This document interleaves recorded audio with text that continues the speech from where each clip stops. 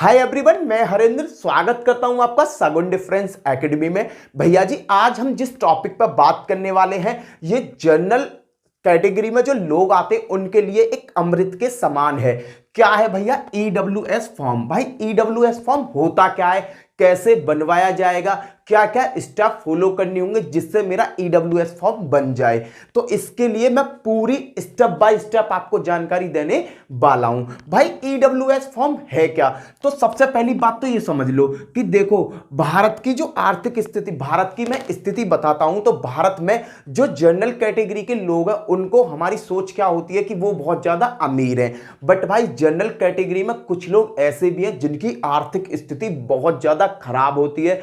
आर्थिक स्थिति बस ऐसी होती है कि गुजारा कर रहे होते हैं, पर अगर वो जनरल कैटेगरी में गवर्नमेंट जॉब के लिए अप्लाई करते हैं तो भाई उनकी उस हिसाब तक रैंक नहीं आ पाती और वो जॉब को अचीव नहीं कर पाते। इसलिए संविधान संशोधन हुआ 103वां संविधान संशोधन हुआ।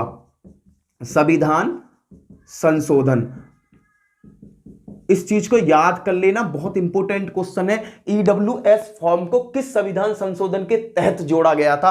तो 103वां संविधान संशोधन के तहत ईडब्ल्यूएस फॉर्म को जोड़ा गया। भाई ये जो ईडब्ल्यूएस फॉर्म है ये सामान्य वर्ग के लिए, किसके लिए? सामान्य, जिसे हम जनरल कैटेगरी कहते हैं, जनरल कैटेगरी कहते हैं। सामान्य वर्ग के लिए 10% का आरक्षण देता है। कहने का मतलब 10% की छूट प्रोवाइड कराता है जनरल कैटेगरी के लोगों के लिए।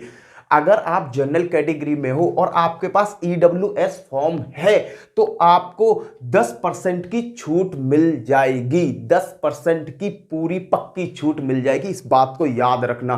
भाई कई नंबर का अंतर आ जाता है ईडब्ल्यूएस में और जनरल कैटेगरी में। सपोज करो जनरल कैटेगरी की जो वो लगी, मेरिट लगी, वो लगी 50-60 पर, तो भाई साहब ईडब्ल्यूएस की जो लगने वाली है ना वो 54 पर लगने वाली है। तो यहां पर कितने परसेंट का अंतर आ गया? भाई बहुत अंतर आ गया। 4 नंबर 6 नंबर का तो सीधा सीधा अंतर आ गया। क्यों ना फिर ईडब्ल्यूएस फॉर्म बनवा लो यार, क्यों ना बनवाओ। चलो आगे बात करता हूं। जनरल कैटेगरी के लिए 10% की छूट देता है। देखो हमारा जो भारत है यहां पर बहुत तरीका के आरक्षण चलते हैं। स्वतंत्रता सेनानी का आरक्षण अलग, विकलांग का आरक्षण अलग, उसका आरक्षण अलग, बहुत तरीका के आरक्षण है। इस तरीका के आरक्षणों को देखकर ही 103वां संविधान संशोधन किया गया, जहां सामान्य कोटे को 10% की छूट दी गई। किसमें? सरकारी नौकरी में। किसमें? सरकारी नौकरी में। भाई सरकारी नौकरी सबका सपना होता है, सरकारी नौकरी में भी इन लोगों को 10% की छूट दी गई। भाई सामान्य का मतलब ये नहीं है कि वो धनी व्यक्ति है। भाई सामान्य कैटेगरी में भी तो गरीब आदमी बैठे हुए हैं ना यार, नॉर्मल आदमी भी हैं, तो सरकार को उनकी तरफ भी तो सोचना है। तो भाई इसमें क्या होता है? 10% की छूट मिलती है। क्लियर? ईडब्ल्यूएस फॉर्म बनवा कौन सकता है, कैसे बनेगा ये बता दीजिए भैया जी। चलो जी बताते हैं। देखो इस फॉर्म को बनवा कौन सकता है। देखो मैं सपोज करो मैं सामान्य वर्ग में हूं, सामान्य वर्ग में हूं। नंबर 1, मेरे पास 5 एकड़ जमीन, 5 एकड़ जमीन से कम जमीन होनी चाहिए, से कम होनी चाहिए। कहने का मतलब मेरे पास 5 एकड़ जमीन से कम जमीन होनी चाहिए, तब मैं ईडब्ल्यूएस फॉर्म बनवा सकता हूं। नंबर 2, मेरी वार्षिक आय, मेरे वार्षिक आय, वार्षिक आय का मतलब मेरे पिता की जो वार्षिक आय है वो 8 लाख से कम होनी चाहिए। चलो जी नंबर 3 की बात करता हूं। भाई साहब मेरा ऐसा नहीं कि गांव में तो मेरा घर है छोटा सा और मैंने शहर में कोठी ले रखी है, तो शहर में आपका 100 गज का प्लॉट भी नहीं होना चाहिए। 100 गज का प्लॉट, 100 गज का प्लॉट भी नहीं होना चाहिए। भैया 100 गज का प्लॉट है तो मैं तो, मुझसे अमीर कौन हो सकता है? मैं तो खूब अमीर हूं। 8,000 10,000 रुपए गज का रेट होगा, 8-9 लाख की जमीन होगी मेरी।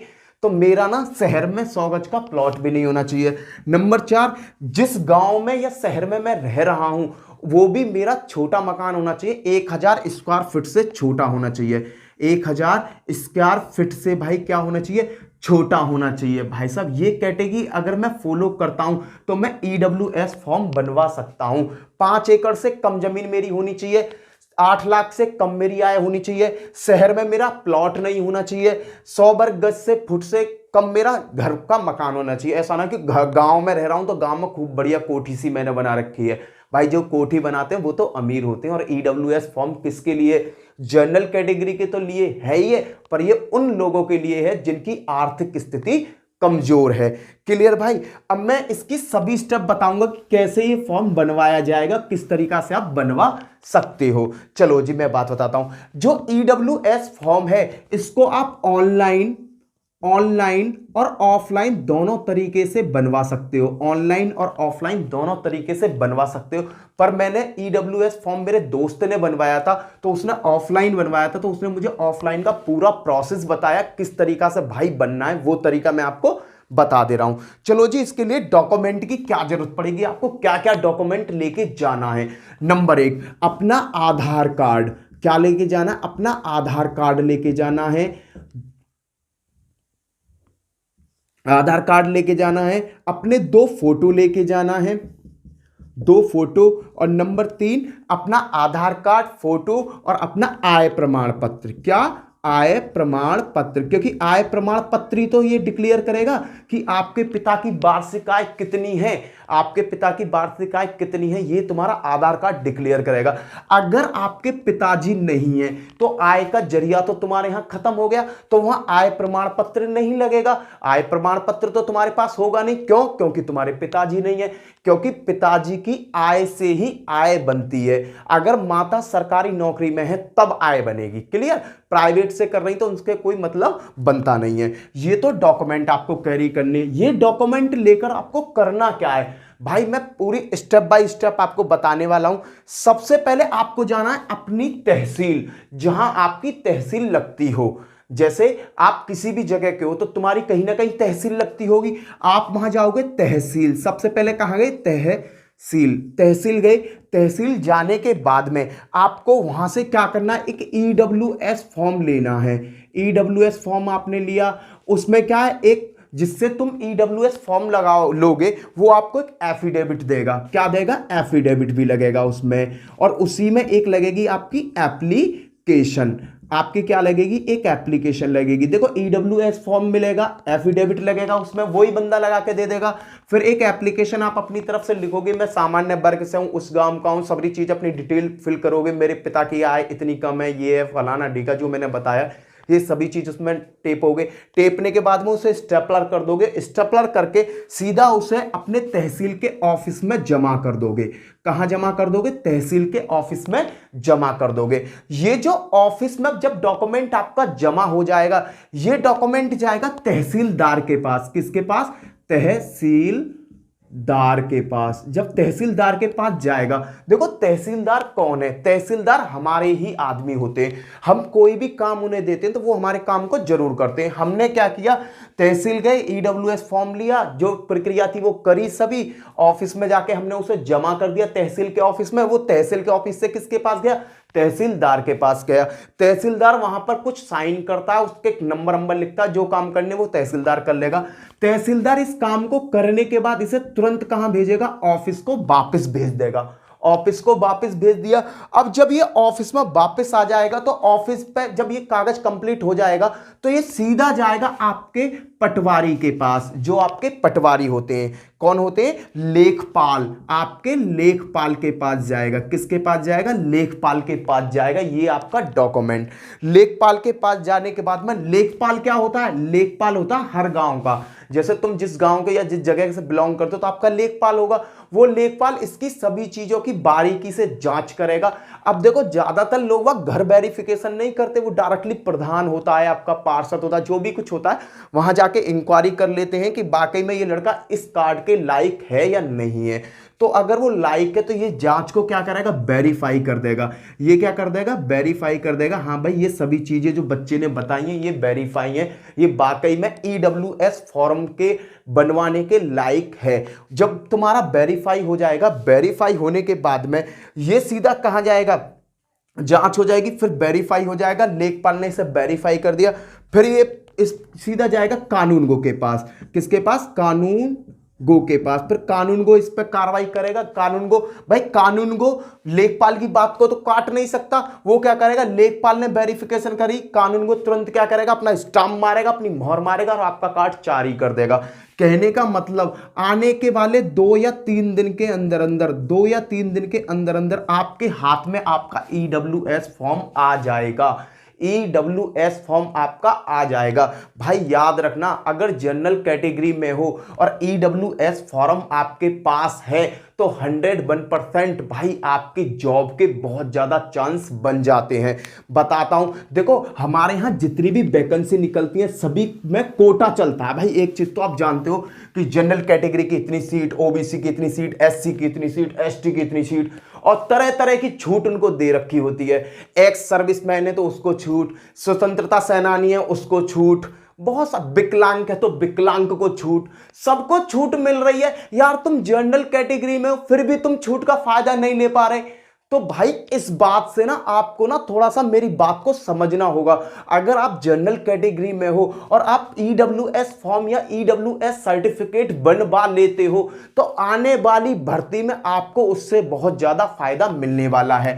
अब कुछ बच्चे ये कहते हैं कि भैया EWS में जैसे सपोज करो 100 वैकेंसी निकली, जिनमें से 50 वैकेंसी तो जनरल की है, 10 वैकेंसी, मैं एक एग्जांपल ले रहा हूं, EWS की है, और भैया और भी बहुत सारी वैकेंसी बटी हुई हैं और कैटेगरी में, मैं इन दोनों पे ही बात करूंगा।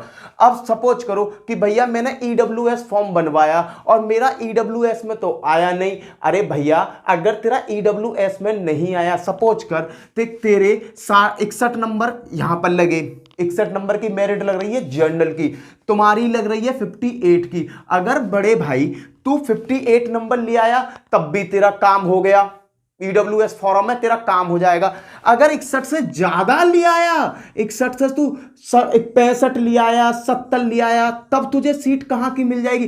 तब तुझे सीट जनरल की सीधी सीधी मिल जाएगी। भाई ये तो एक ऐसा लड्डू है, ऐसा लड्डू है, अगर तेरे हाथ में लग गया तो खा ले, और नहीं तो अदरवाइज जनरल तो तुझे खिला ही देगी। ऐसा नहीं है कि अगर EWS में तेरा आया तो सही है और नहीं आया तो तू गड्ढे में। भाई गड्ढे में नहीं जाएगा, यहां तो तुझे छूट मिल ही रही है, यहां तो तेरा फायदा होने वाला है भाई। तो मैं तुझसे बस यही रिक्वेस्ट करूंगा कि EWS सर्टिफिकेट बनवा लीजिए अगर कोई भी बंदा जनरल कैटेगरी में आता है तो। और इसकी बात बताता हूं आगे। भाई कुछ बच्चे कह रहे होंगे भैया EWS लाइफ टाइम के लिए होता है। अरे नहीं भैया, EWS लाइफ टाइम के लिए नहीं होता, क्योंकि आय हर 6 महीना पे बदलती है, इस बात को आप भी जानते हो। तो EWS की जो वैलिडिटी है, क्या है वैलिडिटी? वैलिडिटी मतलब कितने टाइम तक चलेगा EWS फॉर्म? तो भैया ये चलता है पूरे 1 साल तक। EWS फॉर्म कितने साल तक चलता है भैया जी? चलता है पूरे 1 ईयर तक EWS फॉर्म आपका चलता है। क्लियर है भाई? यहां तक किसी को कोई क्वेरी तो नहीं है? यही है इसका मेन कॉन्सेप्ट भाई, समझ लो। EWS इकोनॉमिकली वीकर सेक्शन, भाई साहब ये संविधान संशोधन के 103वें संविधान संशोधन में ऐड किया गया था। भाई हमारी नजर में ना गवर्नमेंट सबके बारे में सोचती है। भाई जो धनी, जनरल कैटेगरी में जो धनी है वो तो धनी है ही है भाई। जनरल कैटेगरी में बहुत सारे ऐसे लोग हैं जिनके पास पैसे का बहुत ज्यादा अभाव होता है, उसी को मद्देनजर रखकर गवर्नमेंट ने ये सर्टिफिकेट लॉन्च किया था। अब कुछ बच्चे कह रहे होंगे भैया ये हर राज्य में वैलिड होगा। नहीं भाई साहब, ये अगर आप यूपी के रहने वाले हो तो ये यूपी में ही वैलिड होगा, अदरवाइज कहीं वैलिड नहीं होगा। अगर आप यूपी के हो, दिल्ली में वैकेंसी निकलती है तब जाकर तुम दिल्ली में आवेदन करते हो, चाहे आप कोई भी कैटेगरी के हो, आप सीधे अदर स्टेट में जाके सीधे जनरल बन जाते हो। आपको जनरल के लिए फाइट करनी होती है। जो ओबीसी और ये जो आरक्षण होता है ना भाई, वो अपने राज्य के लिए देती है हर राज्य, ना कि सभी राज्यों के लिए। अगर सपोज करो हरियाणा में वैकेंसी निकली और आप यहां पर ओबीसी में हो, मैं ओबीसी में हूं, हरियाणा में वैकेंसी निकली है, तो मैं ये नहीं सोचूंगा कि वहां जाके मुझे ओबीसी का कोटा मिलेगा, नहीं मिलेगा मेरे भाई। मैं वहां डायरेक्टली किस बेस में पहुंचूंगा? मैं पहुंचूंगा वहां डायरेक्टली जनरल के बेस में। मुझे फाइट कहां करनी होगी? मुझे फाइट करनी होगी उनके जनरल कैटेगरी कोटे में। क्लियर है भाई? ये चीज क्लियर समझ में आ गई होगी। तो EWS फॉर्म क्या होता है? तो मेरे बड़े भाइयों EWS फॉर्म बना लेना, बनवा लो, बनाना नहीं है बनवा लो। इसी के साथ जय हिंद जय भारत, फिर मिलता हूं नेक्स्ट वीडियो में। क्यों? क्योंकि आने वाले सेशन में भाई बहुत सारी वैकेंसी आपको देखने को मिलने वाली है, तो सभी वैकेंसियों का फायदा तो उठा लो यार। ऐसे क्या मैं बहुत सारी वैकेंसियों का जब फायदा उठाने का मौका मिल रहा है तो क्यों गवा रहे हो EWS फॉर्म को? यार 2-3 दिन का टाइम है, एक दिन जाओगे बनवाने डाल आओगे, एक दिन में बन जाएगा, एक सप्ते बाद चले जाना, 4 दिन बाद चले जाना, डोलते फिरते चले जाना, डॉक्यूमेंट उठा के अपनी फाइल में लगा लेना। जब भी भर्ती आए उस फर्रे को ही तो चिपकाना। भाई फर्रे, तुम फार्म भरते हो तो घने सारे फर्रे भरते हो ना, भरते हो तो एक फर्रा और सही। क्लियर है? चले, बाय बाय।